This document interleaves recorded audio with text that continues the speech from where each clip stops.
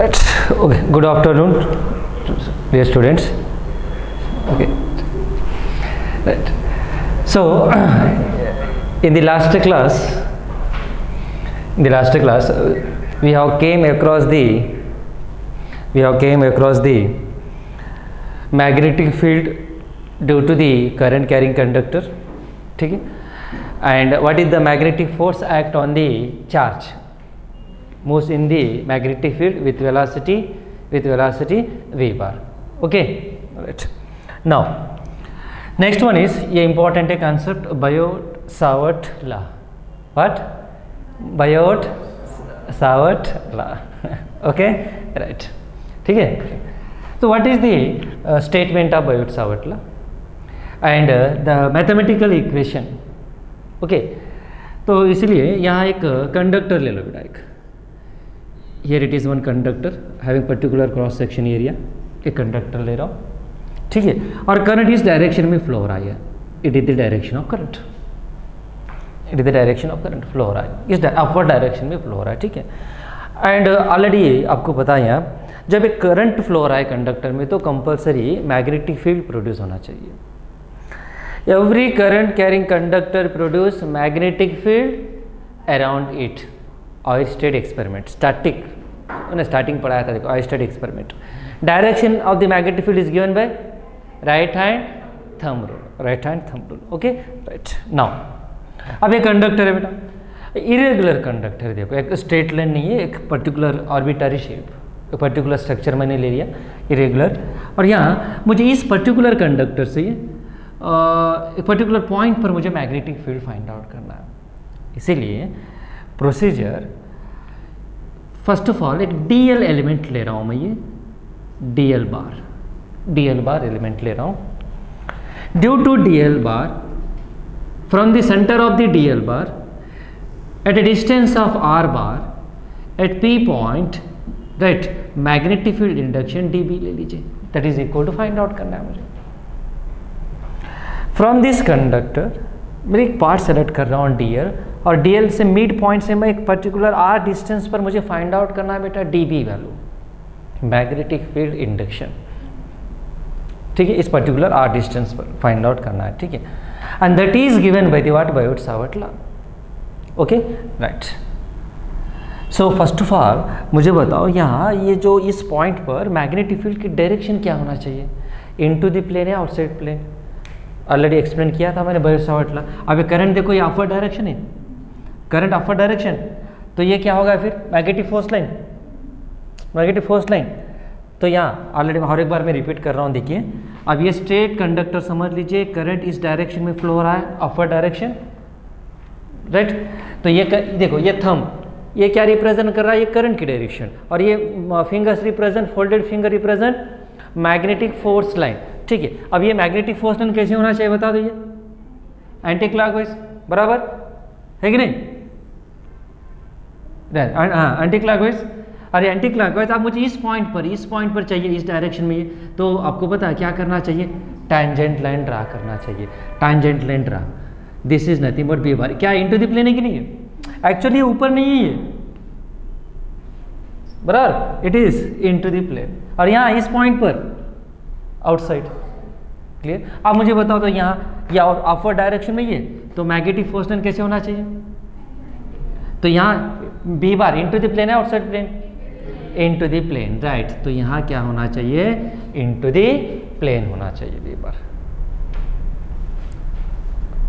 Okay, ठीक है. तो magnetic field at this point P is what, into the plane due to this conductor.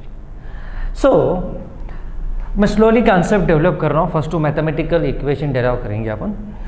After that we will discuss the application of Biot-Savart law, different applications, the type of questions for the competitive exam. ठीक है. सो देखिए, तो यहाँ मुझे बता दो, according to Biot-Savart law the magnitude of dB क्या है, due to dl, total conductor से नहीं, याद रखिए, not due to the conductor, due to the dl element. ये पॉइंट याद रखिए. बी है तो total conductor, dB mean small part के लिए. तो dB is according to the Biot Savart law is directly proportional to the magnitude of current. Obviously current की value increase कीजिए तो फील्ड की वैल्यू ऑब्वियसली इंक्रीज होगी, बराबर। Next d B is directly proportional to d l, इसका size increase कीजिए तो B की वैल्यू भी इंक्रीज होने के लिए चांस है, बराबर। नेक्स्ट और मैं क्या कंसिडर कर रहा हूँ, ये जो पॉइंट है देखिए, ये जो पॉइंट लिया गया, इस पॉइंट ये पी पॉइंट ले लीजिए और ये डी एल बार के बीच में जो एंगल है ये एंगल मैं थीटा ले रहा हूँ, थीटा ले रहा हूँ, ओके। ये डी एल बार, तो आपको एक डाउट आना सर डी एल बार डी एल क्या है, ये लेंथ है। मैं डी एल बार लेंथ तो स्केलर क्वांटिटी, लेंथ तो scalar quantity, even though I am rating एर बार मीन्स वेक्टर, तो इसकी मीनिंग पता है, ऑलरेडी मैंने एक्सप्लेन किया था। क्या रिप्रेजेंट कर रहा है ये, direction of current. D L बार क्या रिप्रेजेंट कर रहा है, डायरेक्शन ऑफ करंट। बोल तो करंट इस डायरेक्शन में फ्लो हो रहा है, इस डायरेक्शन में फ्लो हो रहा है, that is meaning of D L bar. D L bar represent direction of current. तो ये D L bar theta are बार के बीच में एंगल थीटा है बेटा, याद रखिए। थीटा क्या देखो, angle between the R bar and D L bar is nothing but theta. तो here according to Biot Savart law D B is directly proportional to sine theta, याद रखिए sine theta, right. Theta increase हुआ तो sine value increase हो रही, B value भी increase होना चाहिए, remember. And ultimately D B is inversely proportional to R square. When distance increases D B value decreases, inverse square law already आपको electrostatic में भी पता है, E equal to 1/4πε0 Q upon are square, बराबर। 1/4πε0 Q upon are square, E inversely proportional R square, यहाँ D B is inversely proportional to R square, ठीक है। Now अब ये चार इक्वेशन कंबाइन कर दो, कमॉन कंबाइन कीजिए, right. Therefore d B is directly proportional, ये भी डायरेक्टली है, डायरेक्टली इनवर्सली है, तो मैं कंबाइन कर रहा हूँ I D L sine theta upon are square. अब ये मैग्नेटिज्म है तो फिर कांस्टेंट क्या लेना पता है आपको, म्यू नॉट अपॉन 4π। इलेक्ट्रोस्टैटिक है तो 1/4πε0, ग्रेविटेशन है तो कैपिटल जी, पता है ना कंपैरिजन। तो अल्टीमेट बता दो, आंसर बता दीजिए मुझे। Therefore yes you can write D B is equal to mu naught upon 4π I dl come on sin theta upon r square. This is the Biot-Savart law equation, ideal sin theta upon r square. Clear? Right. Now from this again we will continue. अब ये equation मुझे vector form में लिखना है, vector form. तो sine theta, ये sine theta है तो क्रॉस प्रोडक्ट क्रॉस होना चाहिए, फिर A bar cross B bar equal A B sine theta. तो मुझे क्रॉस की लिखनी नहीं है, तो मैं क्या लिख रहा हूँ यहाँ, D B is equal to can I write here mu naught upon 4π I D L R sine theta upon R cube लिख सकता हूँ, आर क्यूब लिख सकता हूँ, बराबर। It is R cube, R R gets cancel again same reverse. अब ये जो टर्म है देखो, ये D L sine theta, D L R sine theta can be written as, पता है आपको, D B bar is equal to mu naught upon 4π I can I write here D L bar cross R bar upon R cube. Yes you can write A bar cross B bar equal to A B sine theta, बराबर। A bar cross B bar equal to A B sine theta, तो D L bar cross R bar nothing but D L R sine theta, बस magnitude लिख रहा हूँ, इसकी magnitude, ठीक है। सो this is what in the vector form. अब मुझे टोटल चाहिए, टोटल कंडक्टर के लिए चाहिए, तो क्या करना चाहिए बता दो, इंटीग्रेशन करना चाहिए। पता है रीज़न क्यों इंटीग्रेशन करना चाहिए, क्योंकि ये कंटिन्यूस डिस्ट्रीब्यूशन है। क्या ये continuous distribution? So total due to total conductor right, due to total conductor B is nothing but you can write B bar is nothing but integration on dB bar, बराबर। तो that is equal to mu not I upon 4π, ये तो constant है, integration of dl bar cross r bar upon r cube. This is the vector form, total magnitude, बराबर। ये ultimate equation याद रखो, dV is equal to mu naught upon 4π ideal sine theta upon r square, that is what Biot Savart law. Mathematical equation याद रखना जरूरी है। अब इसके बाद में अपन डिफरेंट टाइप्स ऑफ एप्लीकेशन लेंगे, 1 by 1 क्वेश्चंस, ओके, ठीक है। सो राइट डाउन, लिख दीजिए, write down. Mu naught upon 4 pi I dl sine theta upon are square, that is the Biot Savart law. ठीक है, now so write as a note देखो ये थोड़ा इंपॉर्टेंट पॉइंट डिस्कस कर रहा हूँ यहाँ। फर्स्ट वन इज, मान लीजिए ये कंडक्टर इस डायरेक्शन में ये प्लेस कर रहा हूँ और ये करंट की डायरेक्शन ही है। ठीक है, करंट की डायरेक्शन, और मुझे मैग्नेटिक फील्ड इंडक्शन इसी डायरेक्शन में, ये पी पॉइंट पर मुझे कैलकुलेट करना है। तो मुझे बताओ ये क्या होना चाहिए सर, बी वैल्यू क्या होना चाहिए? ड्यू टू टोटल कंडक्टर ले लो, नहीं तो डी बी वैल्यू ले लो, आपकी मर्जी, नो प्रॉब्लम। तो क्या होना चाहिए डी बी वैल्यू और बी वैल्यू क्या होना चाहिए? अब मुझे बताओ, यहाँ एक एलिमेंट सेलेक्ट किया अपन, ठीक है, डी एल बार एलिमेंट। अब मुझे बताओ ये करंट की डायरेक्शन है और पी पे ये भी डिस्टेंस भी कितना है, ये आर बार, दोनों भी सेम डायरेक्शन है। देखो करंट की direction nothing but D L bar, okay, the direction of current nothing but D L bar. D L बार और आर बार दोनों सेम डायरेक्शन है कि नहीं? तो थीटा क्या होना चाहिए? 0 होना चाहिए। क्या होना चाहिए? Theta 0। Theta is nothing but angle between D L bar and are बार। अब दोनों सेम डायरेक्शन है तो थीटा क्या होना चाहिए? बराबर है कि नहीं? 0, राइट। तो therefore what is the value of magnetic field induction? Come on, dB is equal to how much? अभी तो पढ़ाया था equation, come on, mu naught upon 4 pi I dl sine theta upon are square. हाँ, theta 0 means dB value, हाँ थोड़ा जोर से भूषण, हाँ वेरी गुड, 0, राइट। तो आंसर क्या होना चाहिए? dB is equal to, you know formula, mu naught upon 4 pi I dl sine theta, theta equal to 0, r square is nothing but 0। तो टोटल कंडक्टर की भी 0, नो प्रॉब्लम, सिंपल याद रखिए। अब ये कंडक्टर है, करंट की डायरेक्शन में ये यहाँ इस पर्टिकुलर पॉइंट पर मुझे कैलकुलेट करना है बी वैल्यू, तो आंसर 0 लेना चाहिए। समझ लीजिए, ये कंडक्टर है, ये इस पॉइंट पर बी वैल्यू 0, करंट की डायरेक्शन में पॉइंट है तो बी वैल्यू 0, सिंपल याद रखो।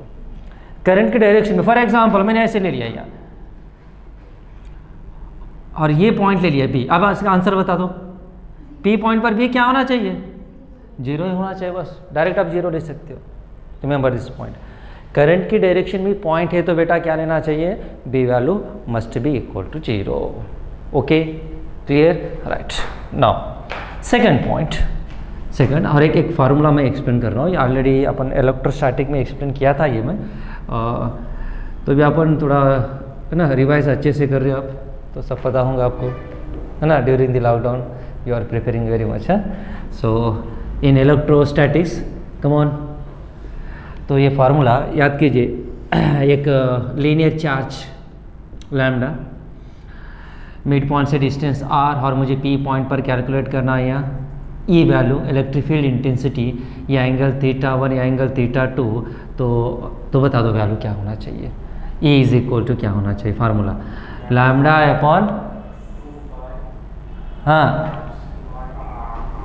हाँ नहीं, ये थीटा 1 थीटा 2 है, lambda upon 4 pi epsilon r into sine theta 1 plus sine theta 2। याद आएगा नहीं विषय? हाँ, बताते जाते हो। सो अब यहाँ ये तो एंगल फिर कॉस में आना चाहिए, यहाँ पाई 1 पाई 2 है तो फिर यहाँ क्या होना चाहिए? Cos pi 1 plus cos pi 2। Point के पास है तो यहाँ एंगल साइन फॉर्म, कंडक्टर के पास है तो फिर कॉस के फॉर्म लिख दीजिए, रिमेंबर। Okay, right. अब सिमिलरली यही कॉन्सेप्ट मैं यहाँ अप्लाई कर रहा हूँ। देखिए ये कंडक्टर है, करंट आई फ्लो हो रहा है आर डिस्टेंस पर, मिड पॉइंट से आर डिस्टेंस पर, पी पॉइंट पर मुझे कैलकुलेट करना है B value, B equal how much? तो देयरफॉर ये थीटा 1 ले लीजिए और ये थीटा 2। तो फार्मूला यहाँ 1/4 पाई एप्सिलॉन के प्लेस में क्या लिखना चाहिए? राइट, याद रखो formula, that is B is equal to mu naught I upon 4 pi r, बराबर, या लैम्डा के प्लेस में क्या मैं आई लिख रहा हूँ, करंट है वहाँ क्या कि linear charge density, mu naught I upon 4 pi R into sine theta 1 plus sine theta 2, बस रिमेंबर दिस फार्मूला। वहाँ लैम्डा अपॉन 4 पाई एप्सिलॉन, नहीं तो 1/4 pi epsilon lambda by R, mu naught upon 4 pi I upon R. I के place में क्या हुआ, lambda है, current के प्लेस में लैम्डा है बस, ठीक है। सो फॉर एग्जाम्पल, अब एग्जाम्पल लेके सॉल्व करेंगे अपन। Let us take here example 1। तो मुझे बेटा फाइंड आउट करना है यहाँ,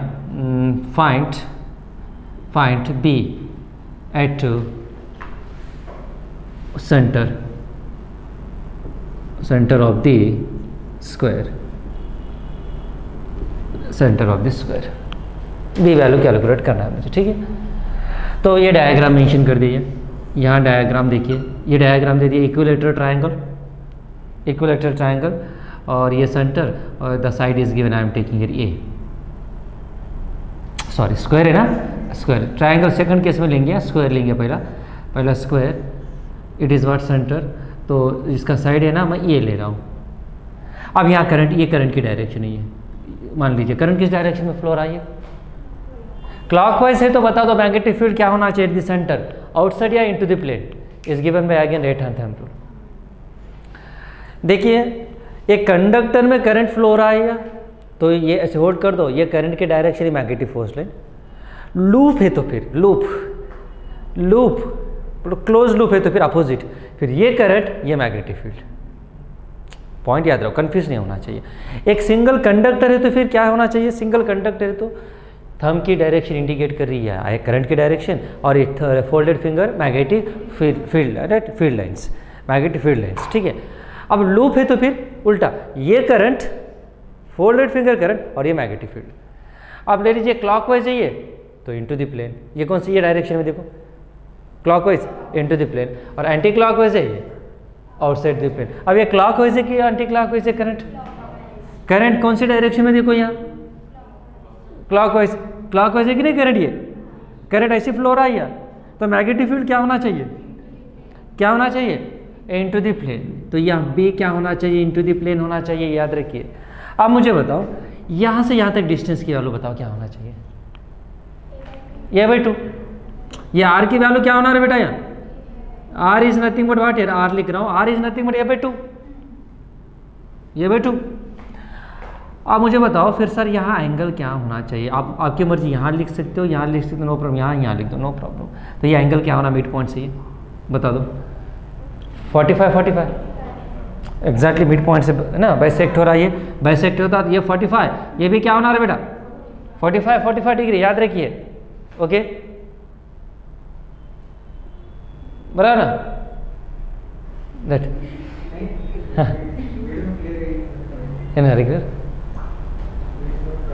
राइट हाँ, तो 45 डिग्री, ओके राइट। तो देयरफॉर वैल्यू बता दो, फार्मूला क्या है, देखिए B equal to okay mu naught I upon 4 pi r sine 45, sorry अब यहाँ कॉस लेना चाहिए, कंडक्टर के पास है तो यहाँ cos 45 degree plus cos 45 degree, conductor के पास है तो कॉस, यहाँ है तो फिर साइन ले लीजिए, तो नो प्रॉब्लम, 45 सेम वैल्यू 1/√2। तो अल्टीमेट आंसर बताओ दो बेटा क्या होना चाहिए, कम ऑन, हाँ सब्स्टिट्यूट कर दो, आंसर लिख दीजिए, mu naught I upon 4 pi a/2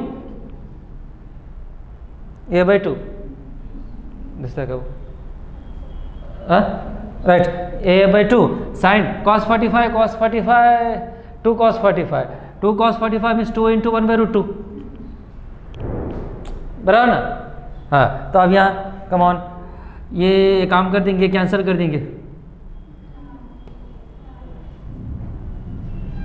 okay cancel, remaining terms answer बता दो, म्यू नॉट आई अपॉन √2 पाई है, बट एक मैं भूल गया बेटा, ये ड्यू टू ये वन कंडक्टर ही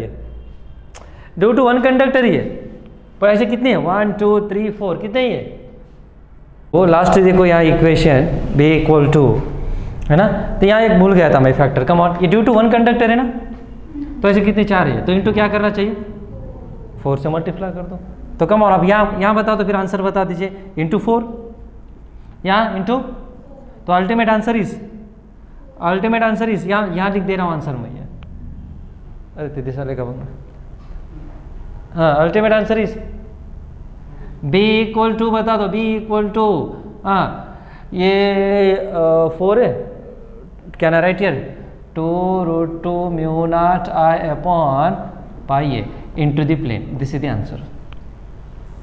बराबर ना, 4 है ना, 2 इंटू 2 मीन्स √2 कैंसर है कि नहीं, राइट।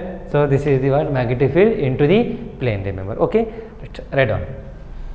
स्टूडेंट कुछ ब्लड वगैरह दिख रहा है तो फिर अपन यूट्यूब में अपलोड कर देंगे, ठीक है, उसके टेंशन मत ले लीजिए। तो अब क्या सिचुएशन ऐसे ही, अब क्या करेंगे क्या अपन, है ना। हाँ, question number 2, find the magnetic field induction at the equilateral triangle, ठीक है। अब इसका टेंशन मत लो भैया, इसका टेंशन मत ले लीजिए, डायरेक्ट यूट्यूब में अपलोड कर लो। हाँ, तो देखो बेटा, यहाँ it is equilateral triangle, centre O, यहाँ कैलकुलेट करना है मुझे at the centre B value. तो मुझे बता दो फिर, ये साइड में ये ले रहा हूँ, तो ये मिड पॉइंट से डिस्टेंस ये आर ले लीजिए। अब बता दो मुझे ये एंगल क्या होना चाहिए, इक्विलेटरल ट्रायंगल है तो ये करंट की डायरेक्शन ही है क्लॉकवाइज, तो बी इंटू द प्लेन होना चाहिए। तो ये आर की वैल्यू कैलकुलेट करना है मुझे फर्स्ट ऑफ ऑल, ये तो 90 डिग्री, तो ये क्या होना, फिर क्या होना 30 ने तो 60, no problem, 30 it is 30 degree, नहीं तो 60 ले सकते हो। सर आर की वैल्यू बताओ, तो मुझे आर वैल्यू कैसे कैलकुलेट करना फिर यहाँ, तो ये 30 है, मुझे आर वैल्यू कैलकुलेट करना है यहाँ, तो come on, you know it is a/2, यहाँ से यहाँ तक a/2। तो बताओ ये एडजेसेंट साइड है, ये क्या अपोजिट, तो क्या ना right tan 30 is equal to r upon a/2, tan 30 1/√3, 1/√3 right into a/2 is equal to r, और मल्टीप्लाई कर दो ना। तो therefore r equal to a upon हो गया r की वैल्यू, तो देयरफॉर b वैल्यू बता दो। अब b value mu naught i upon formula 4πr, r की value a upon into cos 30 plus cos 30 ना, कंडक्टर के पास है तो cos लेना चाहिए, यहाँ है तो साइन ले लो, cos 30 प्लस cos 30 2 cos 30, समझा कि नहीं, cos 30 प्लस, बट इंटू 3 लिख रहा हूँ, reason 3 conductor 3 sides are there, okay. तो कम ऑन आंसर इज, अब यहाँ देखो ये 2 ये 4 कैंसिल करो, बोल गया 4 कैंसिल, तो रिमेनिंग टर्म्स बता दो, फिर अल्टीमेट आंसर बता दीजिए। यहाँ b equal to ultimate answer is 3 mu not 3√3 लिख दो क्या, 3√3 म्यू नॉट i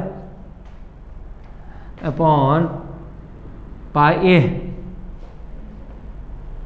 है ना, इंटू cos 30 √3/2।